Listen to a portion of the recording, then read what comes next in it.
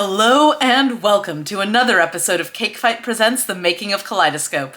I'm writer, director, producer Paige Feldman, and this week, as every week, I'm taking you inside my process of making my debut feature film.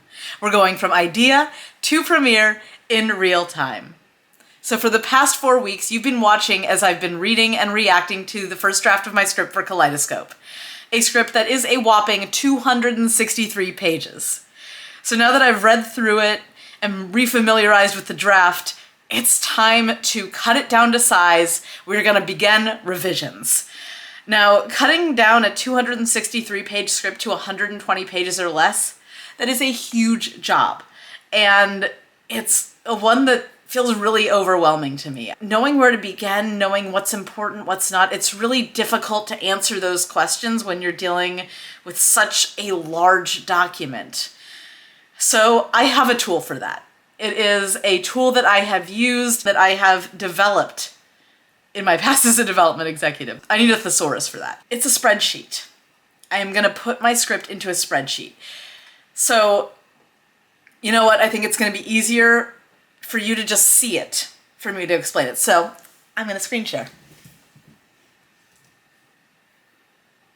All right, so we are looking now at this thing that I do called a mood analysis. It is currently blank except for the title of the script and these columns: Lee and Jonah, relationship shift, sexy moment, time loop, Devon, Iris, stand-up, and photography. And the page numbers. I have numbered each line a page number, and we are down to, look at that, 263 at the bottom. What are we doing with this? I use the mood analysis to give notes, to help filmmakers and writers and directors and all of the creative team see the bigger picture of the script. And here is how I explain it to them. A mood analysis is a spreadsheet wherein I lay out the beats of the film in one column, and in the columns to the left of the beats indicate when a scene contains an emotional or narrative high point. I use it to map out a film so we can have a broad view of the ebb and flow of the narrative. Think of it as akin to the score for a symphony, where you can see all the parts simultaneously on one page. The mood analysis is by no means a perfect tool or exact science, but I like the way it gives us a different perspective on the film and can sometimes prove to be a useful troubleshooting tool, especially when determining where to cut or considering semi-vague notes such as "this part feels too slow." So, here's what I'm doing. I am going to grab my script for Kaleidoscope, and in this column that says description right here, I am going to write out not what happens on each page, but what happens in each scene. And by scene, I don't mean the thing that happens under each slug line that's numbered as a scene that a line producer will use to break down the script. No, I mean a unit of story. So let's say in a scene where Jonah and Lee are talking in a party and then walk outside and talk some more, and their conversation continues and is on the same topic. There's no real shift between what happens when they're inside and outside.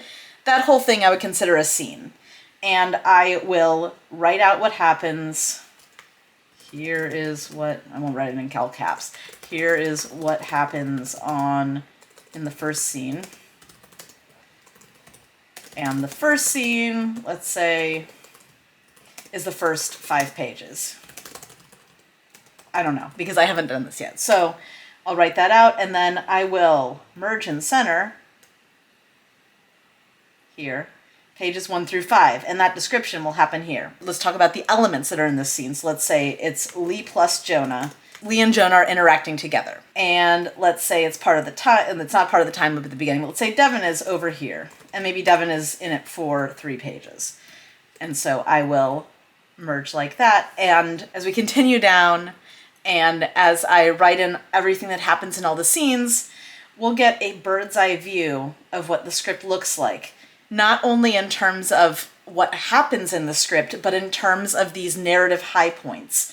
Or, in the case of this mood analysis, things that I want to look out for that are important to me as I rewrite. So these categories here, Lee plus Jonah.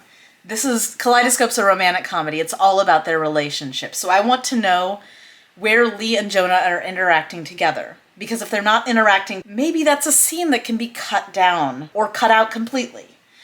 When their relationship shifts. This is all about pacing, because their relationship in the romantic comedy, this is the center of the story, should be constantly evolving and growing. And if I find that there's a 30-page gap between when their relationship shifts, something in that gap should be moved or changed or cut to ensure that their relationship keeps shifting forward. Sexy moment, we gotta have all of those. You know I love a good kissing scene. Time loop, this is a time loop romantic comedy. The setting is important. So we need to make sure that the time loop iterations keep moving the story forward. And also, there's not too big of a gap between them. Now the Devon and Iris categories, these are two characters that I've had trouble with. We've decided, you saw last week, we're not killing Devon, so we need to make him more interesting.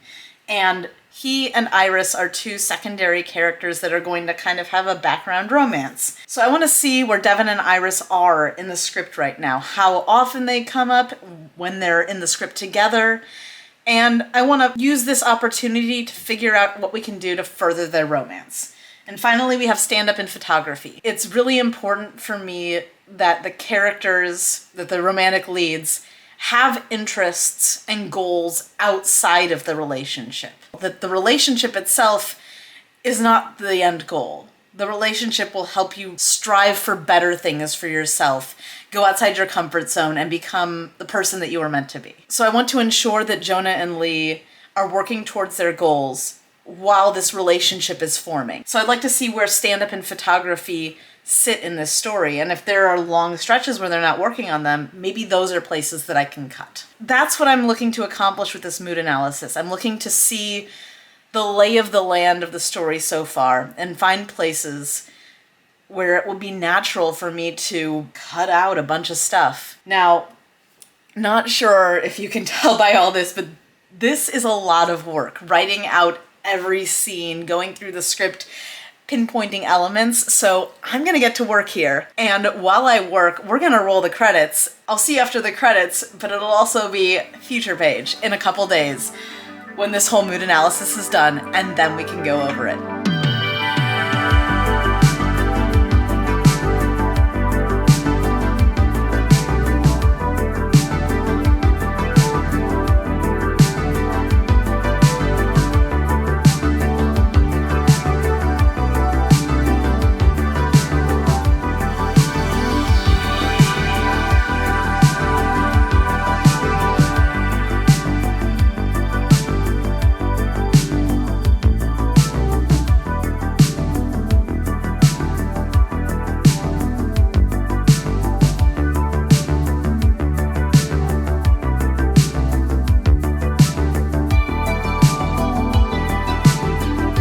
Hey y'all, welcome back from the credits. For me, it is 2 days later, as promised, and after 5.5 hours of work, I finally finished the mood analysis for Kaleidoscope. And I am ready to share it with all of you. So let's turn on screen share, and we are in the mood analysis. So, we're on page 83 right now. Let's scroll up. All right, so here it is. One thing I did add that is different from the empty mood analysis I screen shared earlier is I added a column for panic attacks. So the thing that happens that makes this party a seminal moment in Lee and Jonah's lives, makes their lives worse, arguably, is the fact that Jonah has a panic attack while he's driving and gets into a car accident. Panic attacks are something I'm really interested in exploring more in my work. I get panic attacks, and as much as I love Ted Lasso and Ted Lasso's depiction of them, it doesn't fully reflect my experience, and I think there should be way more media that shows what happens when you have a panic attack, what happens when anxiety takes over, and destigmatizes it. So showing the panic attack is both an important narrative feature and also something thematically that I'm really excited to explore about this film, so I added that column here. Now, as you can see in the right-hand column, I have written out what is happening in each scene. And as I said in the beginning, a scene doesn't mean where a slug line delineates where a location begins and ends. It's all about a unit of narrative where it felt like something happened and ended and then we moved on to something different, even if it was in the same space, even if it was in the same period of time. So for example, up to page 26 right here, this is everything that happens in the initial party that Lee and Jonah eventually go back to and repeat in the time loop. As we scroll through, you'll see that I color-coded all of these various elements when they came through. There is no rhyme or reason for the color beyond I made Iris a sort of purple color because Iris flowers are purplish, and I thought that was cute. I also made Panic Attack gray because when I get a panic attack, my vision feels sort of grayed out and difficult to see. But everything else is just kind of color that should be Sexy Moments red, you know. And the other thing that you'll notice is that sometimes it's a single line marked as an element, and other times it's a whole big block, as you'll see here. In this case, Lee and Jonah were only together on one page of this one scene. And in this scene, they're together for all 12 pages of the scene. In this scene, we have a relationship shift that happens right at the end. And you'll see right above, we have relationship shift that happens throughout this whole same 12-page scene. The reason that this is all of the pages of the scene, and this is just one page of the scene, is that the relationship shift here happens at the end of the scene on this one page. The relationship shift in this scene, this whole scene is about their relationship changing. So the shift happens in this big block. And then in this giant scene right here, Lee and Jonah are only together at the very last page. So I only mark things as they happen in the script, depending on whatever page they happen on. Here there are two scenes back to back that Lee and Jonah are in, and I've determined that I want to break up these boxes not based on how many consecutive pages Lee and Jonah are together in, or how many consecutive pages there are sexy moments, or stand-up right here. I want to do it based on scene by scene, just so I have a general idea.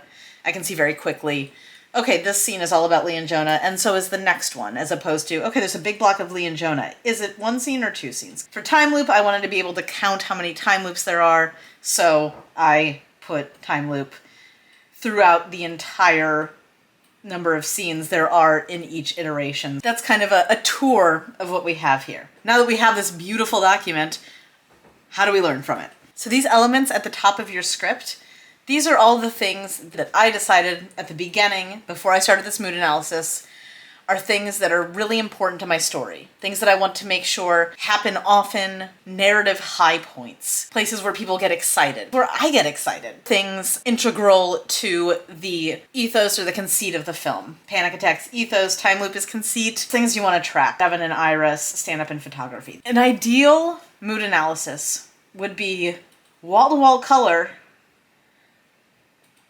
throughout the whole thing. And once we get into this like middle, that's even the middle, beginning of the middle 50 pages, we have like time loop, relationship shift, sexy moment. And you want it to, as you scroll down, the amount of color and the amount of elements in each scene, you want that to intensify. So as we go down, all of a sudden we get time loop, relationship shift, sexy moment, Devon, stand-up, photography. This, I mean, like this section here looks really great actually. And then we scroll down and suddenly it becomes really sparse and now we're at the end. So one thing you can do with this mood analysis is scroll through and sort of see, like, does the idea of what I want the script to be matching in some way with what the script actually is? And here in this mood analysis, I mean, yes in parts, but mostly no. The next thing you want to look at are gaps and white space. White space isn't necessarily bad, especially at the beginning, but it might pinpoint a place where you can find ways to make your scenes do more work for you. One thing I'm noticing as I start to scroll down is that Lee and Jonah, in my romantic comedy, the two romantic leads, they're not even in the same scene together until page 22, right here. That's not great. So I know that this scene right here should be moved up to like page 4 or 5. Obviously, I'm not going to copy and paste the scene up to page 4 or 5, but I know I have a meet cute problem. Then they don't see each other again from page 24 to page 32. That's another 8 pages of narration. That's not great, especially again for a romantic comedy. And then it's a time loop romantic comedy. The time loop doesn't start until page 36. I mean, I know I have 263 pages of script, but it's not this beginning where there are no Lee and Jonah, barely any Lee and Jonah, no relationship shifts, no sexy moments. A time loop that starts on page 36, and we have a panic attack. We have a bunch of Devon. We have a little Iris. We have a little stand-up. We have a little photography. But these elements are sort of peripheral to the main thrust of the story. It's a time loop love story between Lee and Jonah. So all of these 4 elements should be prominent at the beginning, because the beginning of the script is where you teach the audience and teach the reader what your story is going to be about. And I'm failing to do that because I'm failing to telegraph that this is a love story. So that's something I need to work on. Second, let's keep scrolling down. Relationship shift. So a relationship shift is a moment where the relationship between Lee and Jonah fundamentally changes or is on the road to changing. They do not have a relationship shift until page 58. Now, I wouldn't expect them to have a relationship shift in the meet cute. The meet cute is just where they first meet, but their relationship should be constantly changing and evolving, because that's what this story is about. They should be reacting to things that are happening in their world, like this time loop, and they go through 2 time loops before they even have 1 relationship shift. That's no bueno. I know that I'm going to need to find what this relationship shift is and figure out a way to move it up into this first time loop. That's where their first relationship shift should go. Obviously, this first time loop should be around page 20-ish or so. All right, let's keep scrolling down. And that's good, good, good. Okay, we have our first sexy moment on page 107. If we're going to have these numbers, assuming that I'm cutting this whole script in half, this is page 53, 54. An hour in before a kiss, before anything, okay, I can deal with that. Except this sexy moment is in italics because this is Devon and Lee having a moment. It's not even the 2 romantic leads. This is Devon and Lee's sexy moment. In order to find where Lee and Jonah first have a kiss or anything, page 150. This is not good. I mean, it happens within the context of a relationship shift and a time loop, and there's a panic attack happening, and there's a lot happening here. So this is probably a great scene around page 150, but this should be happening in the context of the story on page 50. So even if we have this 150, that's page 75. We're even 25 pages too late with this. Now, the nice thing that I'm seeing is after we get to this first sexy moment, there's a lot of them that sort of pile up. We get a drought here, which is no good. We need to keep everything escalating, keep the romance up. But what's interesting that I'm looking at here, and this is another thing that's great about these mood analysis, is that these sexy moments seem to coincide with relationship shifts. Relationship shifts, sexy moment. Relationship shift, sexy moment. An unmotivated sexy moment right here. No relationship shift. I mean, I'm sure it's not unmotivated completely. Sexy moment, relationship shift. Relationship shift, sexy moment. Relationship shift, sexy moment. And then at the end, relationship shift, sexy moment. So that's another thing the mood analysis can tell you, is when certain elements that you find important seem to be attached to other elements. That's usually good news. It means that your story is finding some symbiosis with the things that you find important. And for me, looking at and seeing how the relationship shifts and the sexy moments coincide, when there's a relationship shift, we're going to get some sexy stuff, some kissing, flirting. Well, not flirting. It's kissing. We're going to get kissing. I have this huge relationship shift right here. Maybe this is a place I can look to add a sexy moment in. Looking for patterns and finding ways to enhance your script by continuing to follow those patterns. It's a great thing about a mood analysis. You can find ways to make your script feel even more like itself and do more of the things that you want it to do. That's what's going on with the sexy moments. There's not enough soon enough. Time loop. I don't really have any comments about this. I wanted to just track the number, track the frequency, and just looking at the time loop in isolation, it's looking pretty good. There are moments like here where from page 123 to 132, In a time loop movie, 9 pages without a time loop and just some Devon and some photography, no Lee and Jonah together in a romantic comedy where they're the leads. This place seems like it might be a bit empty of things. It might be a great place to cut, maybe cut an entire scene or find ways to communicate what's happening in this scene in a way where I can add additional elements and continue to escalate, especially around these 16, 17 pages. No Lee and Jonah, not even in a time loop. Scrolling down, time loop's getting closer together as things intensify, and then it stops because the time loop stops at the end of the second act, leaving Lee and Jonah to pick up the pieces. Overall, time loop timing is decent, but the in-between the time loops, there are very few scenes that seem to add a lot of the things that I want in this romantic comedy sense. Panic attack. So, have lots of panic attack up here. I believe there are 6, 1, 2, 3, 4, 5, 6 in the first 52 pages. And then throughout the rest of the entire script, there's 1, 2, 3, 4, 5 in the last 213, 210 pages. So I forgot about the panic attacks. And Jonah getting over the panic attacks, or not getting over them, but learning how to live with them and coexist with them is something that's important. Something I need to look out for. So as I revise, I should look for more ways to add in the panic attacks. Not necessarily have Jonah have more, but make them play a larger role in his story. Moving on to the Devon column. Now, I'm tracking Devon because we're not killing him. I need to figure out how to fit him into the story better. And something interesting that I noticed is that, first of all, I'm going to go over to the photography thing because Devon and photography are both really Lee's stories, as is Iris. So, the stand-up column, this is all Jonah, but Devon, Iris, photography, those are all parts of Lee's story.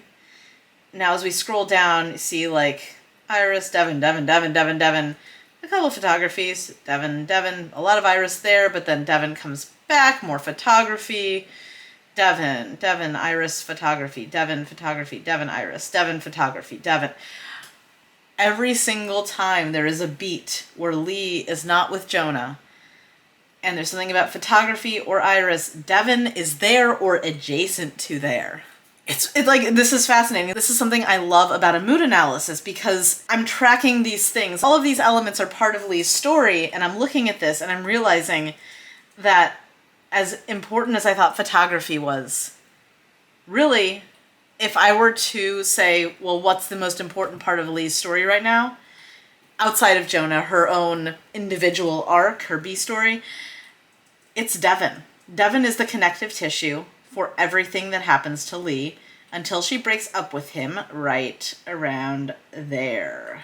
My solution to figure out how to deal with Devon is not necessarily to work more on his character, but to work more on strengthening Lee's photography arc. Iris is sort of part of that. She's the head of a startup for a storytelling app. Lee is her lawyer. Iris convinces Lee to get on the app, be an alpha tester for it, to ensure that everything that this app is putting out is on brand, including boring boilerplate copy. And in getting on this app, Lee takes pictures again, restarts her love for photography. And all of this seems to be overshadowed by just Devon, Devon, Devon, Devon, Devon, Devon, Devon, Devon, Devon, Devon, Devon. To make Devon feel like a better storyline, I think I need to focus more on this photography, which is very, if you look at this column, pretty sparse. And I actually counted as I was doing this mood analysis. Oh, there we go.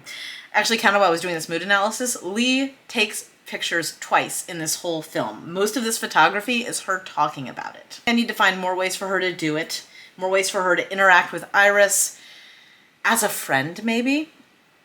And then Devon is an accessory to all this. He is a bystander. I might have to redefine his role somehow, but the real issue that I found, I knew Devon wasn't working, but Devon's not working because he has usurped Lee's personal growth storyline. So I need to figure out ways to amplify photography so that Devon isn't as important. And then finally, the stand-up column here. This is just all the times that Jonah performs stand-up or works on his stand-up in some way. And I think as a B storyline, for the most part, I think it's pretty decently spaced out. There's a lot of space between, 218 to 231. There's no stand-up. There's similar gaps right here. If we divide that in half, because we're cutting the script in half, that's like 7-8 pages. For a B storyline in a romantic comedy, it's not bad. It's actually pretty good. I think that Jonah's stand-up storyline is working pretty well. It all needs refining, but in terms of this mood analysis, I think this column is really successful, and I've done a good job of creating a good personal growth, chasing your dreams storyline for Jonah. Those are all my observations having looked at this mood analysis. I don't have enough Lee and Jonah relationship at the beginning. The relationship doesn't shift early enough, and they don't kiss until like over halfway through even this super long script. Those are all things that I need to work on now. Shortening and tightening are going to help rectify this. So that, friends, is my mood analysis for Kaleidoscope. I really want to hear what you think about this, because if you're into it, I would love to show you a tutorial about how to make this for yourself and what categories I commonly would put in when I was doing this as a development exec. For Kaleidoscope for next week, I am going to be re-outlining Lee and Jonah's relationship based on the relationship shift moments that I have in this script. I'm gonna do a whole thing with index cards, order where I think these relationship shifts should happen, figure out which shifts are missing, and then have basically a structure for how I need to be thinking about this next rewrite. So please, in the comments, hit me up if you loved this. I would love to do a whole tutorial about this. Hit the like button, subscribe, all that good stuff. Now, I have a path forward to try to cut down this 263-page script, and I know the problems that I'm facing and can put a plan into action, which is great.